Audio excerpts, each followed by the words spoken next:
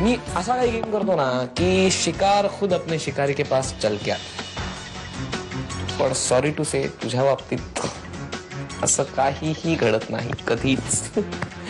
हर्षवर्धन आपण तुला भेटायला कधीच येत नाही, त्यामुळे तूच हर्षवर्धनकडे पुन्हा एकदा जा. त्याला पटवण्याचा अजून एक अयशस्वी प्रयत्न करून बघायला काय हरकत आहे. All the best. वरुण माझ्यावर इतकं प्रेम करतात तरी आज शॉपिंग करताना मला सारखी हर्षचीच आठवण म्हणण्यापेक्षा काळजी वाटत होती. त्यांच्या बरोबर हे असं व्हायला नको होतं.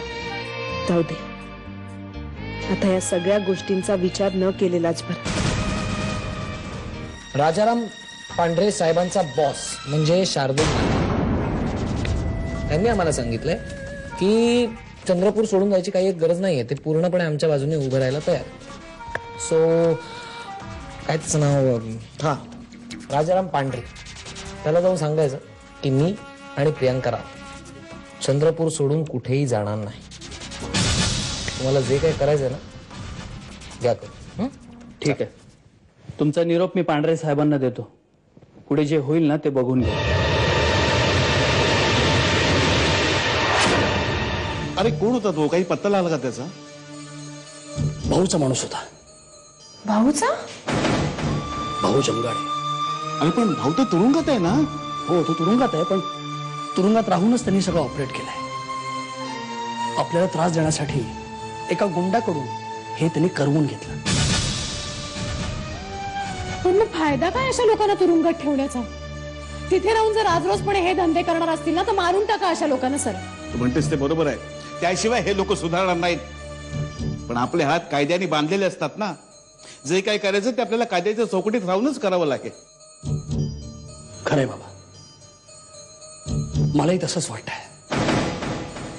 कायद्याच्या चौकटीत राहून जेवढं करता येईल तेवढं करणार आहे मी आता. वरुण, एक भयानक स्वप्न पाहिलं मी. कसलं स्वप्न? त्या स्वप्नात ना तुम्ही काय मी मेलो बिलो की काय? वरुण प्लीज हसण्यावारी नेऊ नका. खूप घाबरली आहे मी. कम ऑन शारदा, डोंट वरी, मला काही होणार नाहीये.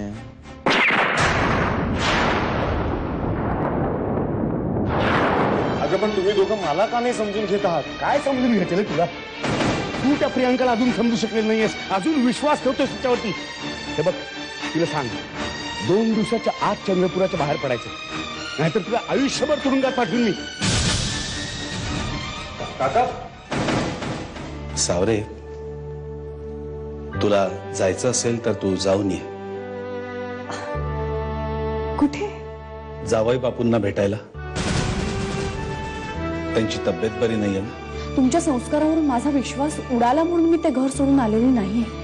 मला अजूनही वाटतं बाबा, अजूनही माझा विश्वास आहे की प्रेमाने कुठल्याही माणसाला जिंकता येतं. पण हर्षवर्धन सारख्या माणसाला नाही जिंकता येत बाबा.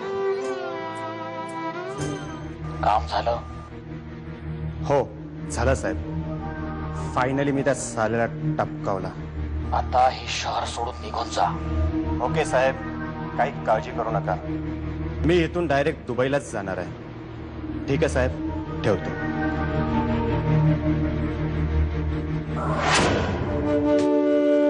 मिस्टर कार्तिक, येस डॉक्टर कसे आहेत ते? आपण? मी शारदा राजे, त्यांची होणारी बायको. हे बघा, मी तुम्हाला खोट्या आशेवर ठेवणार नाही. त्यांची परिस्थिती खूप नाजूक आहे. डॉक्टर प्लीज त्यांना. I will try my best. तुम्ही बाकीच्या फॉर्मॅलिटीज कंप्लीट करून घ्या, कारण ही पोलीस केस आहे. आमचे प्रयत्न चालूच आहेत.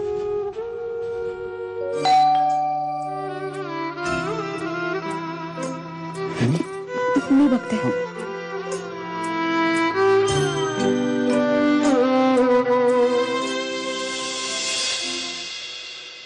मानसी कोण आहे?